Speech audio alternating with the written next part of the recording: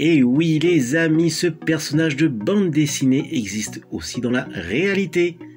Puisque lui, c'est moi et moi, c'est lui. Dans les deux sens, c'est Toto. Et à travers cette vidéo, je compte vous faire partager mon univers. Yaoranai Maiva dans cette nouvelle vidéo hors série numéro 43. Comment allez-vous les amis? Aujourd'hui lundi 26 juillet 2021, je me trouve dans ma chambre de méditation et depuis le temps je souhaitais vous présenter un vaisseau, je dirais plutôt un jouet adapté pour les figurines 3.75 ou 9 cm de l'univers Star Wars.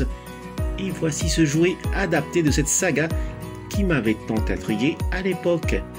Il s'agit du Slave One de Boba Fett, vu pour la toute première fois en 1980 dans le film Star Wars épisode 5, l'Empire contre-attaque. Et bien sûr, je vous parlerai aussi du Slave One de Jango Fett, vu pour la première fois en 2002 dans le film Star Wars épisode 2, l'attaque des clones.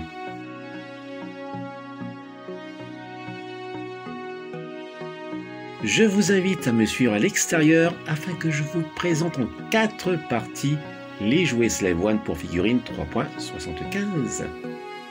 C'est en octobre 1979 que ce Goldorak Shogun de Mattel prend place dans mon cœur à tout jamais. Puis arrive sous le sapin de Noël 1981 l'intrigant vaisseau du chasseur de primes Boba Fett, le Slave One, qui apparaît dans le film L'Empire contre-attaque. C'était indiscutable à l'époque, le Slave One était associé au fer à repasser.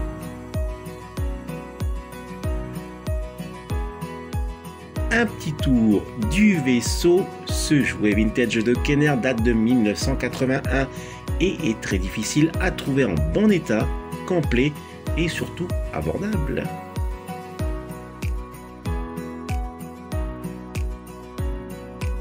Ce joujou date de mon enfance et quelques autocollants ont souffert durant les innombrables aventures imaginaires.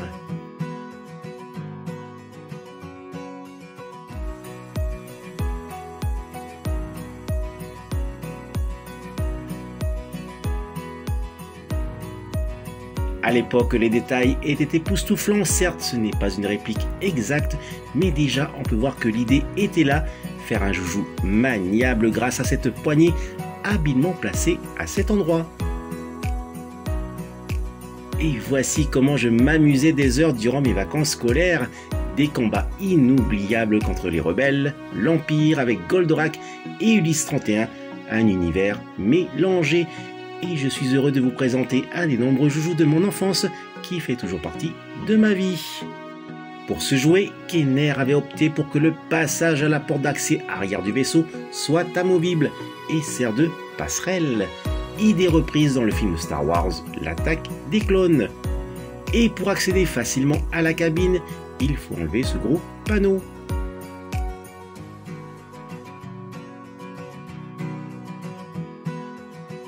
L'intérieur est simple, les parois ne sont pas détaillées, mais on peut ranger comme ici ce bloc de carbonite, emprisonnant un personnage très important pour la rébellion, Han Solo. On remarquera qu'il n'y a pas la pointe de ses bottes.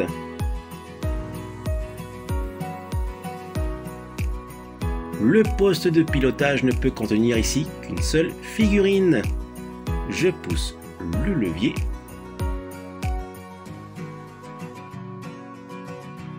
Et je sors la figurine.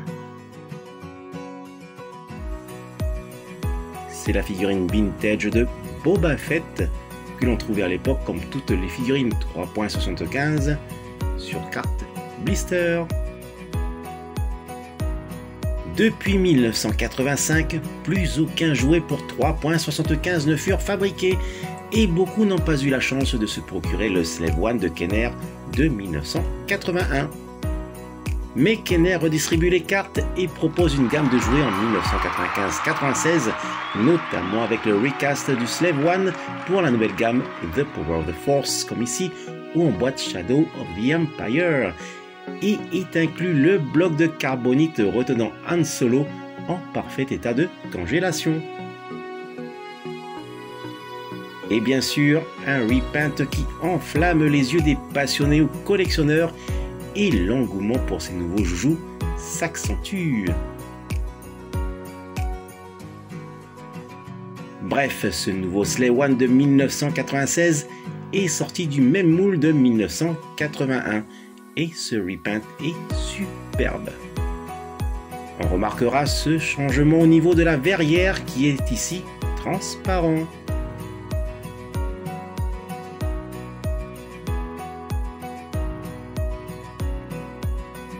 Alors que celui de 1980 est opaque.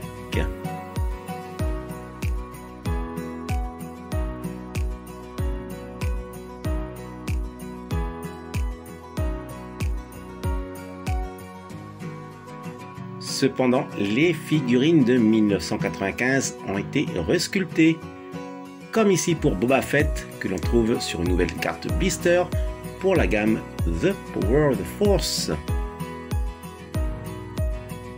Et ses accessoires comme ici le jetpack est amovible.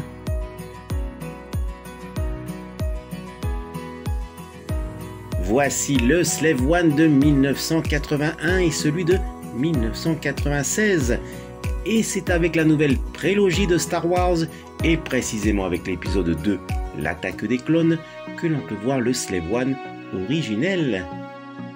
Il était donc à cette époque, bien avant l'avènement de l'Empire, de couleur bleue et gris.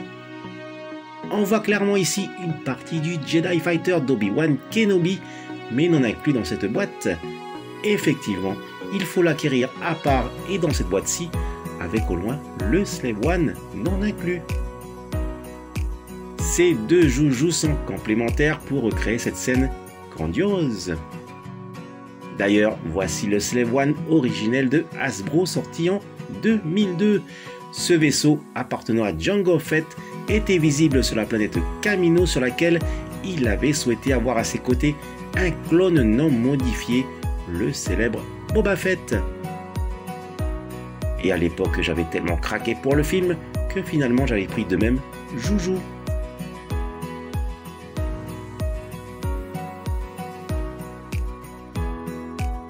Le Slave One année 1981 versus année 2002. Ce n'est donc pas un recast comme celui de 1996, mais véritablement un nouveau Slave One. La verrière du vintage est bombée, contrairement à celle de Jango Fett qui est, on va dire, arrondie.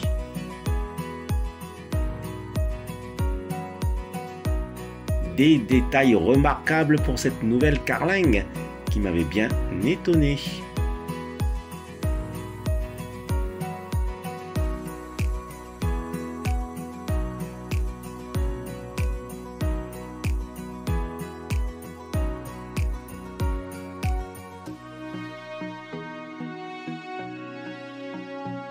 Le dessous présente d'importants détails insoupçonnables, comme pour l'antenne câblée,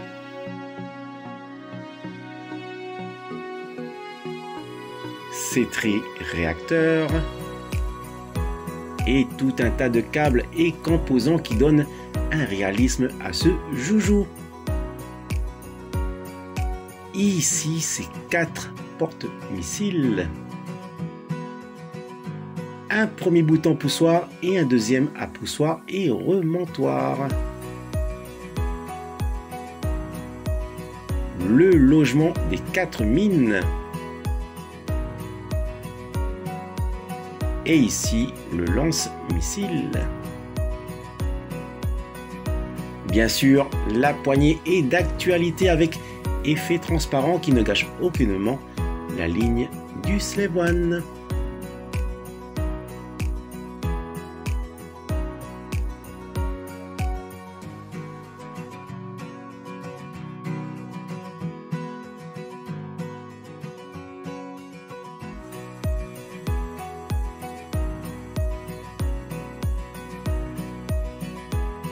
Malheureusement, pas de passerelle pour la nouvelle version.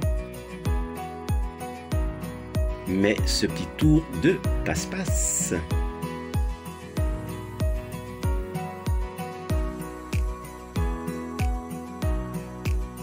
Avec cet effet de tir de blaster sur le fuselage.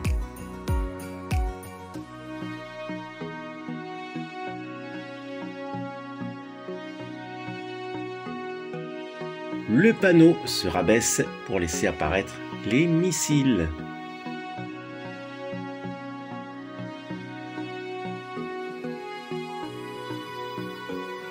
La verrière s'ouvre pour accéder facilement au poste de pilotage avec ici le chasseur de primes Jango Fett.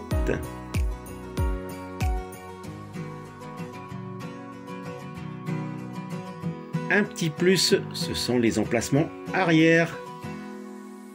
Effectivement, en plus du pilote, on peut ajouter 2 passagers à son bord.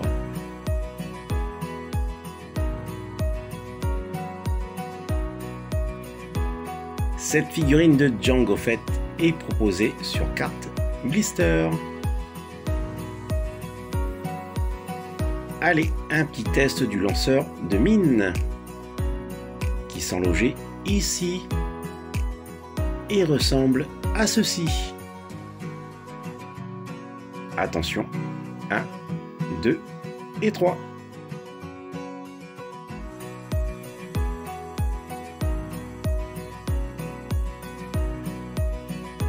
À présent, le test des missiles. Et si j'appuie le bouton, le panneau descend.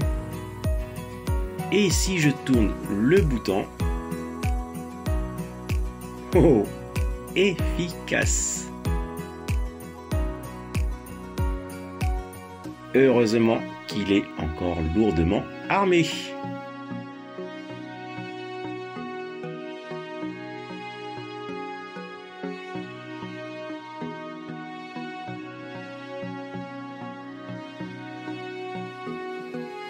Le récapitulatif des Slave One, celui de Jango Fett 2002, de Boba Fett 1981 et de son recast 1996. Et les fans, tout comme moi, se demandaient, alors durant l'année 2002, si une arrivée prochaine d'un nouveau Slave One pour Boba Fett serait prévue.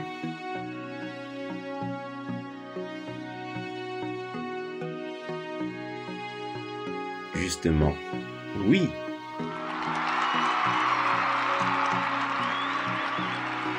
Ce Slave One de Boba Fett est de la gamme The Original Trilogy Collection année 2004. Cette fois-ci, en plus du bloc de carbonite de Han Solo, est incluse une figurine de Boba Fett. Et cette figurine provient de la 300e figurine présentée en boîte fenêtre. Il y a aussi l'ajout de 2 canons laser près de la verrière et de 2 lance-missiles près des canons de la queue. Sinon, ce Slave One est un repaint de la version Jango Fett de 2002. Voilà, se termine cette première partie sur 4 de la vidéo hors série sur le Slave One pour 3.75. Maururu de l'avoir visionné jusqu'au bout. Maururu si vous aimez cette vidéo en mettant un fulgureux pouce levé et si vous vous abonnez à ma chaîne. Surtout, prenez soin de vous et je vous dis, telle est la voie. Allez, nana!